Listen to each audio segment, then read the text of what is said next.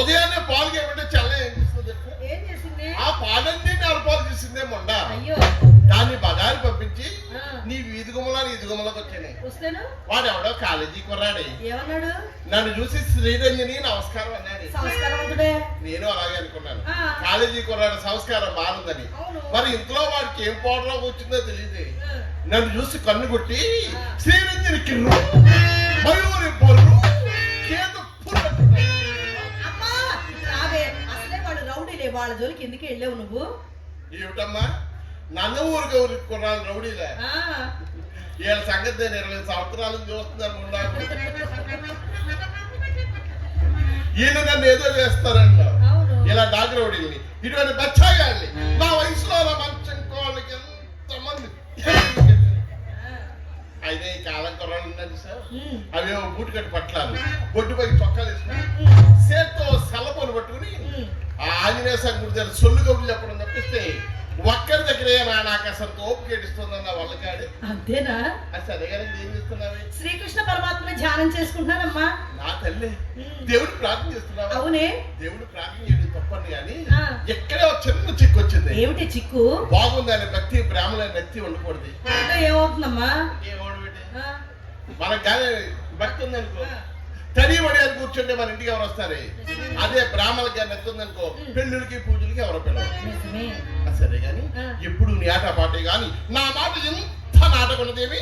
ఏం మాటమ్మా? ఆ భవానీ శంకరాలు ఇంతతో ఈడ్చి వెళ్ళమని 1,00,000 సార్లు చెప్పారు. ఎందుకే వాడు మన ఇంటికి రాస్తావు?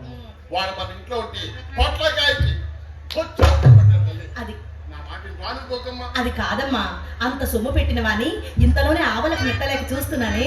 ఏమిటమ్మా అంత సొమ్ము పెట్టారా? ఆ, అంత అంత వస్తుంది అమ్మ కొడుకు మాడా. మన ఇంటికి వచ్చేవాడు మనకి పెట్టడానికి కాకపోతే మన చేత పెట్టించుకోవడానికి వస్తాడు. ఏమిటే మన చేత పెట్టించుకునేది? అదే సొమ్మే. ఆ, అయినా వాడు ఎప్పుడు ఎంత పెట్టాడు చెప్పమ్మంట. అమ్మా తనకున్న సర్వస్వం మనకే దోచిపెట్టాడే. అయినా పెద్దతనం వచ్చి మర్చిపోయి ఉంటావులేవే. నేను చెబుతాను, సావధానంగా ఆలకించవే అమ్మా. నా తల్లి చెప్పవే. వర్షించి తొలినాడే, వర్షించి తొలినాడే, తిరుగలిచి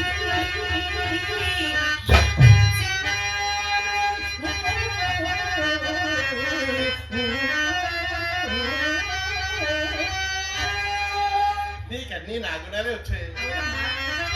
వచ్చిన నెలలో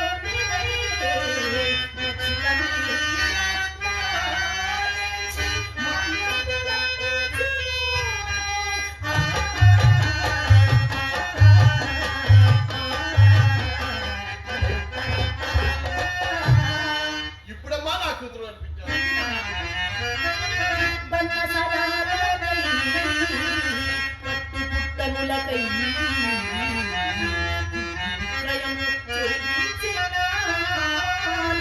అదేనమ్మా నాకు కావాల్సింది.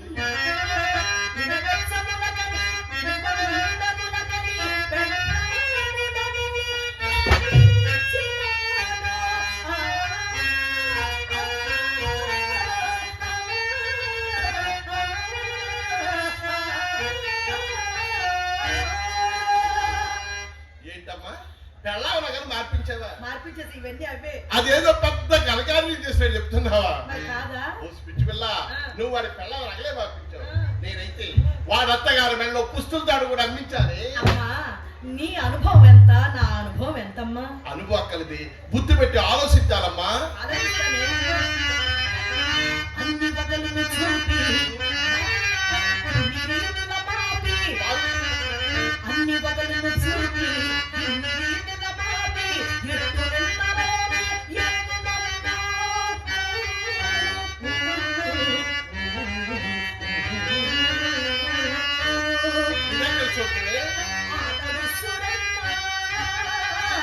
వాడు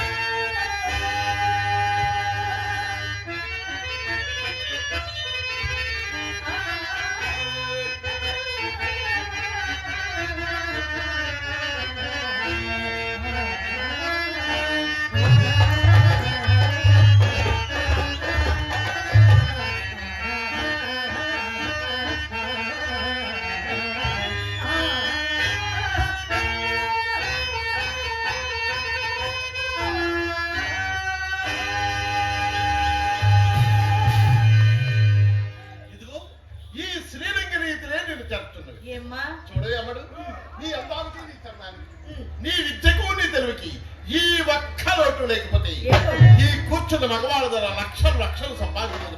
ఎలాగమ్మా? అయినా నేను వాడిని ఎంత చేశాను, మీరు ఎంత చేశానంటారు కానీ ఒక్క మగాడికైనా ఇంతమంది పెట్టి మంది అయ్యో మందులు మాకులు పెడితే చచ్చూరుకుంటారే, మన ఇంటికి ఎవరు వస్తారు? అయ్యో చచ్చిపోయే మంది కానీ మన ఇంటికి వచ్చిపోయే మంది. మొత్తానికి ఇది పోయే మందే. అమ్మా నందమూరి గారు ఇంగ్లీష్ మందుల షాప్ లో దొరుకుతుంది ఏమిటి ఈ మందు కొనుక్కుందాం. అది ఊళ్ళో ఇంగ్లీష్ మందుల షాప్ లో మరి ఎక్కడ దొరుకుతుంది? అమ్మ ఇండుగా కరెక్ట్ మోదు పూసుకుదు వాళ్ళ దగ్గర ఉంటుంది. అది ఆ వెంట పిక్కాల్సుకున్నాను తీసుకొచ్చి మిఠాయిలో కానీ సున్నుండలో కానీ కలిపి ఒక్క ఉండగాలి తినిపించాము. ఏమవుతుంది? ఆ ఉండదిన మహానుభావుడు మనం ఇడి చూడమంటే ఇడి చూస్తాడు, ఇడి చూడమంటే ఇడి చూస్తాడు. ఉండన్న వేస్తే ఇంకేముందమ్మా, అసలు మన గుమ్మం దాడు వెళ్ళమంటే వెళ్తాడా? రెండు అదిలో దిశమరి రాంబాబు గారు చేశారు. 3 రోజులు బట్టి ఎక్కడ తిరుగుతున్నాడు, ఎప్పుడు అవును వంటల మహిమ అన్నమాట. ఇంకా మన ఇల్లు వదిలి వెళ్ళమన్నా వెళ్ళను. నీళ్ళల్లో ఉంటూ నీళ్ళంటను, మన్నులో తిరుగుతూ మన్నంటారు కుమరుపురును. మన కులానికి గురువులే విటుల వరకు మనకంటకుండా వారికి మనపై వలపు కలిగించే వేస్తాడన్నమాట. వరకు విటుని మనము కోరి నెతిపై ఎక్కించుకొనగా వలదు విట్టముడిగిన తోడని ముడికి కుక్కదమ్మలపైటకు నెట్ట వలయు. అమ్మడు డబ్బును సిపుకుడి మగాళ్ళు మనం బాబు గారు మీరు ఇందులో ఉన్నారు, బాబు గారు మీరు చంద్రుల్లో ఉన్నారు. మరి డబ్బు అయిపోతాను, డబ్బు అయిపోయిన తర్వాత వీళ్ళతో మనకు పని ఉంది. ఆ. గంట మీద కుక్కను తరుపు కట్టాలి ఒక్కోసారి. నీ కాలంలో ఆ కాలంలో నీ వ్యాపారం బాగా జోరుగా సాగే రోజుల్లో నీవు ఇలాగే చేసేవేమిటి అమ్మా? నా కాలంలో అవునే, నా చిన్నతనంలో నేను ఎన్ని కొంపలు ఆర్పేశాను మొన్ననే, ఎన్ని కాపురాల్లో చిచ్చు పెట్టేసేది. అప్పుడు రైల్వే స్టేషన్ దగ్గర బస్ స్టాండ్ లోను చాలా మంది సిద్ధ కాగితాలు ప్లాస్టిక్ సీసాలు ఏర్పడినారు సార్. చూసాను చాలా మంది. ఎవరే వాళ్ళంతా? వాళ్ళంతా ఒకప్పుడు జమీందారులు. మరి ఇప్పుడు ఎందుకు అలా అయిపోయారు? మన ఇంటికి వచ్చారు అలా అయ్యారు. నీ ప్రియమా తల్లి? అప్పుడు నేను మంచి వయసులో రోజుల్లో ఈ కూర్చున్న మగవాళ్ళలో ఏ ఒక్క మగాడినైనా అసలు ఇంటి దగ్గర వాళ్ళ పిల్లలతో కాపురం చేయించారు. మరి ఏం చేయించావమ్మా? సంక్రాంతి రంగాల్లో మన ఇంటికి పొంగలు తిప్పే ఉంటావు. నా వయసులో ఈ మగాళ్ళంతా మన ఇంటికి గొర్రెల మంది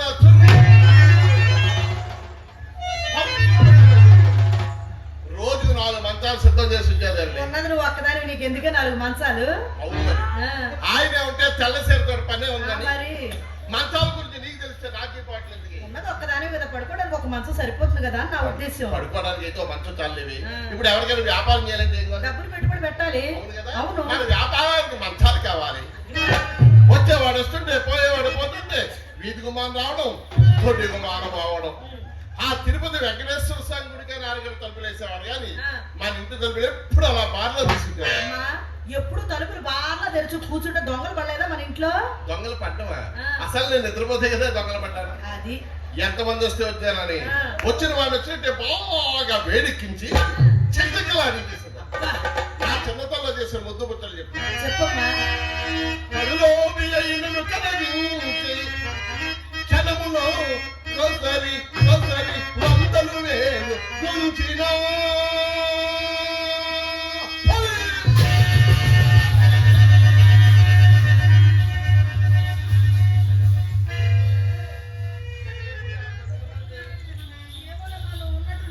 నేను భయపడి వచ్చాను. పుల్లెట్టే జరుచుకున్నావు బంగారు. అవునమ్మా, పుల్లెట్టే మామూలు పుల్ కాదు. నేను మా వయసులో రోజుల్లో ఆయన పుల్ల వస్తూ పోతుండేవాడు మహానుభావుడు. ఎవరమ్మా? కొప్పినేడి కృష్ణ గారని. కొప్పినేడి కృష్ణ గారా? నేను ఇంకా ముక్కు సత్యం గారేమో అనుకున్నానే అమ్మా. ముక్కు సత్యనారాయణ గారు ఈయన వచ్చేవాడు అప్పుడప్పుడు. అమ్మడు 6 అడుగులు రాజానుబాహుడు అందగాడు. ఇప్పుడంటే బట్టపుర్ర వచ్చింది కానీ అప్పుడు మాత్రం ఒంకింతాలు ఉండేది. వాటేసుకున్నా అంటే వారం రోజులైనా విడిచిపెట్టేవాడు కదా. అసలు ఆ రోజుల్లో నా గురించి ఎలాంటి వారు వచ్చారు? ఎవరెవరు వచ్చేవారమ్మా? యాక్టర్లు వచ్చేవారు, డాక్టర్లు వచ్చేవారు, లీడర్లు వచ్చేవారు, ప్లేయర్లు వచ్చేవారు, వాళ్ళు వచ్చేవారు, క్లీనర్లు వచ్చేవారు. ఒక్కరేమిటి రాజారాజు మొదలుకొని రాజమండ్రి సెంటర్ జైలు విడుదలైన ఖైదీల వరకు నువ్వు చెప్తే నమ్మవు గాని నేనైతే పరిచయం నమ్ముతాను కానీ ఈ సెంట్రల్ జైలు ఖైదీల దగ్గరే ఉంటుంది. చేతులు నలుపుకునే మట్టి తప్ప. అమ్మడు ఏముంటుంది వాళ్ళ దగ్గర మట్టి కాదు. వాళ్ళ జైల్లో శిక్ష అనుభవించినప్పుడు వాళ్ళ చేత పనులు చేస్తారు. అయితే శిక్ష అయిపోయి ఇంటికి వెళ్ళేటప్పుడు ఆ చేసిన పని ఖరీదు కట్టి డబ్బులు ఇస్తారు. ఇస్తే మరి నా శిక్ష అనుభవించారు కదా, ఆ, వదిలేండి ఇంటికి పోయి పిల్లలు చూడాలా? చూడాలిగా. వెళ్ళేవారైతే మరి ఎక్కడికి వెళ్ళారు? ఆ డబ్బులు పట్టుకుని తిన్నగా వాళ్ళ ఇంటికి వచ్చేసేవారు. ఆ డబ్బులు కూడా వదలలేదా నువ్వు? అసలు ఎవరి దగ్గర ఏది ఇచ్చిపెట్టాడో నా వల్ల కాదు. అమ్మడు వాడైనా ఒక పూటలో కుక్కలుగా వింది వాకిట కట్టినాను, కోటీశ్వరుడైన గౌమములో కాలిన పకీరును వేసి వెరసినాను, పరమనైతికుడైన పడదోసి నోటను పెట్టి. ఏం పెట్టావే? పంచదార, లడ్డు, జిలేబీ, జాంగ్రీ, మైసూర్ పాక్, చక్కెర పొంగలి, దద్దోజనం, పులిహోర, బిర్యానీ పెట్టావా అమ్మా? అయిపోయినా ఇంకా ఏమన్నాయా బొమ్మ? ఇప్పటికి మీ గుర్తొచ్చినాయా నా తెమ్మా? చాలా ఊరికవే. అసలు ఈ డబ్బు నువ్వు తెలియకుండా పోయిందటి. ఏమే? నువ్వు చెప్పినవన్నీ పెట్టావనుకో, ఆ, అసలు ఎంత ఖరీదు అవుతుందో తెలుసా? మరి ఖరీదు లేదు ఏం పెట్టావు? ఇప్పుడు స్వీట్లు ఎంత ఖరీదు పెరిగిపోయిందో బా, అసలు తెలియట్లేదు. అవునవును. అప్పుడు ఆ, నీవు చెప్పిన కన్నా మధురంగా ఉండేది. ఆ, ఎన్ని తిన్నా షుగర్ జబ్బు రానిది. ఆ, ఏది పెట్టాను? ఏమిటది? అప్పుడు ఆ, నా ఎంగిలి తినిపించిన. చాలే ఊరుకోవే. ఎంగిలెట్ట పెట్టావే? అయినా ఎక్కడి నుంచి వచ్చారే వాళ్ళందరూ? పాపం కదా. చాలా ఊరుకోవే. ఆ, బాగున్నాను ఎంగిలికి కాపాట్లు కప్పులకి తేడా ఉంది. ఆ, అసలు నువ్వు ఊనావు కానీ ఆ. నీ ఎంగిల్ తినడానికి ఎంతమంది సిద్ధంగా లేరు. మహత్వాక్యం మనకొద్దమ్మా. పైకము వట్టిపోయేదంతనే కంకుడైన వకింత నెనరు చూపగా మెడబట్టి చెందినాను. అమ్మా, ఇంత బాగా సంపాదించావు కదా, నేను పెద్దదాన్ని అయ్యేసరికి మన ఇంట పూచుక పుల్లైనా లేదు కదమ్మా. ఆ గడించిన సొమ్మంతా ఏం చేసావే? అదేనమ్మా నా జీవితంలో చేసిన పెద్ద పాడు పని. నాకు ఒకప్పుడు మహా ఆఫీసులు పెట్టుకున్నాడు. ఇంతమంది మధ్యలో ఈయనెవరు? పచ్చి పులుసు పరందామయ్య గారని ఆ, సంతగాడు వచ్చేసేవాడే మహానుభావుడు. ఆహా. తెల్లవాళ్ళు కూడా ఒకటే మాటలు. మరి నోట్లు? అస్సలు బయటికి తీసేవాడు కానీ అయ్యో, అప్పుడప్పుడు జేబులు చేపెట్టేవాడు. ఏమైనా ఇచ్చేవాడు? ఏమైనా ఇస్తాడో అలా చూసేదాన్ని. అరగంట గోక్కు రుచి బయటికి తీసేవాడు.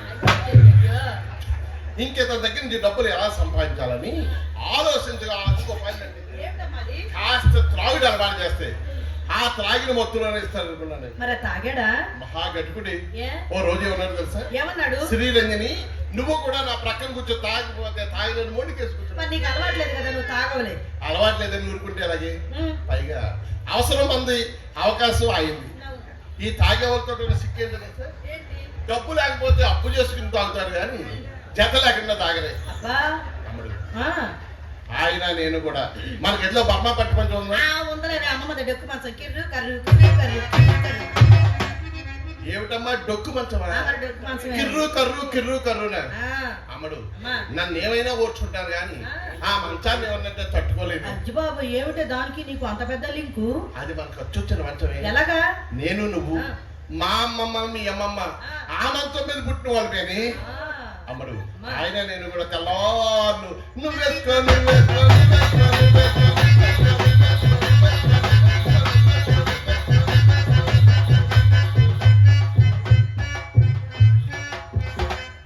అప్పుడెప్పుడో అయితే ఇప్పటికేంది ఏమిటి నీకు కైపు? ఆయన సామాన్యుడు అనుకున్నావా? ఏ? అసలు తెల్లవాళ్ళు పడుకునేవాడే నన్ను పడుకుని వచ్చేవాడే. ఇలా 6 నెలలు జరిగింది.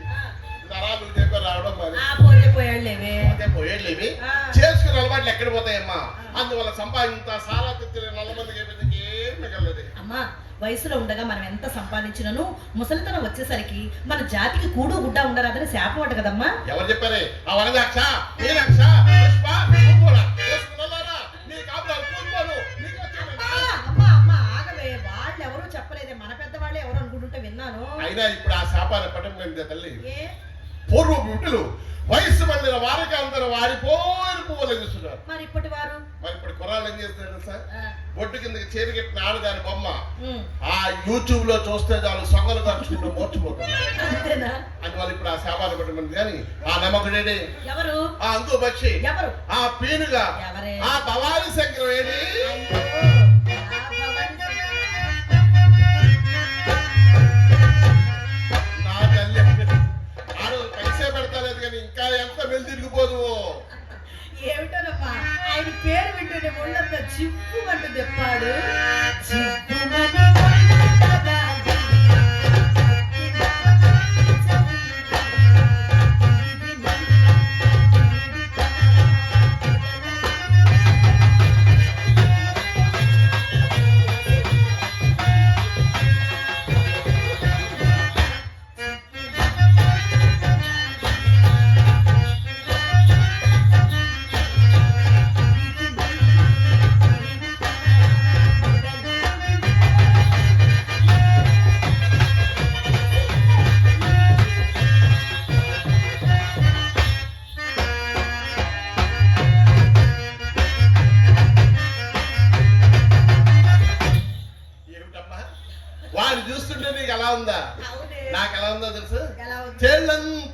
ఒళ్ళంతా తేళ్లు జల్లు బాగినట్టు వయసు ప్రభావం అమ్మా, నీకు అలా అనిపించడం సహజం, నాకు ఇలా అనిపించడం సహజమే.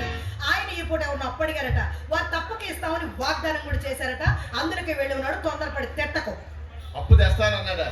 వీడు ఎవరికో వాగ్దానం చేస్తాడా? నాకే చేసింది వాగ్దానం. నీకు చేశాడు, నువ్వు వాడు మాట్లాడలేవు. నమ్మాను. అసలు వీడి గురించి తెలిసిన వాళ్ళు ఎవరైనా వీడికి అప్పు పెడతారా? ఎందుకు ఇవ్వరు? వీడు చేసినప్పటికీ వడ్డీలు ఎట్లాగా గడ్డం పెంచుకుని బెకారోళ్ళు తిరుగుతున్నారు పెద్దవాళ్ళు బీసెంట్ రోడ్లు. అయినా ఈ నందమూరి గారు సీతారామాంజన ఉత్సవం ఉండి పెద్దలు ఎంత మంచి వారే. ఈ భవన్స్ కి డబ్బులు పాలైపడని బ్యాంక్ లో లోన్ ఇప్పించో సైకిల్ షాప్ పెట్టించారు. ఏదో రకంగా బ్రతకని మనకు 4 డబ్బులు ఇస్తాడు. అలాగే అనుకున్నారు. 4 సైకిల్ కాలు కొట్టి ప్యాచ్ చేసి పోతాడు. దరిద్రుడిని ఎవరు మాత్రం బాగు చేస్తారు? ఏమైందమ్మా? అదృష్టం అందరూ ఎక్కిస్తారంటే బుద్ధి బురదలోకి దింపిద్దని వీడు సైకిల్ షాప్ పెట్టని చూశారు. పాత పిల్లలు ఊరుకుంటారా? సైకిల్ అన్ని పట్టుకెళ్ళి వాళ్ళ రెడ్లో వాడేస్తున్నారు. ఎంత బాధపడిపోతున్నావి.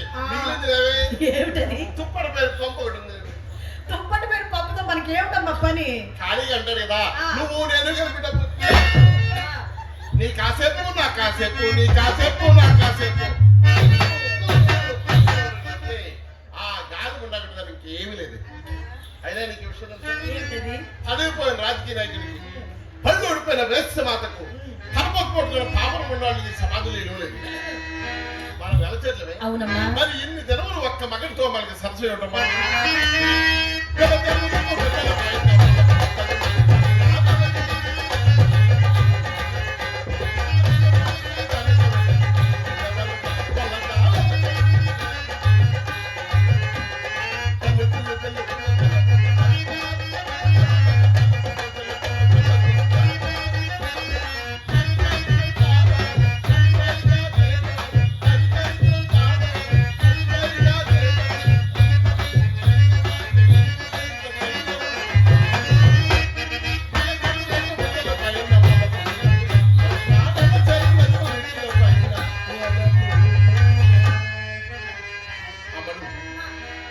సంస్కారం లేని చదువు, దేవుడు లేని దేవాలయం, దీపం లేని ఇల్లు, డబ్బు లేని మనిషి నిరుపయోగమే. వీడు ఒట్టిపోయిన గుడ్డి లాంటి వాడు. వీడితో మనకి పని ఉంది. నా మాట నింతతో వాళ్ళు సాగిపోయే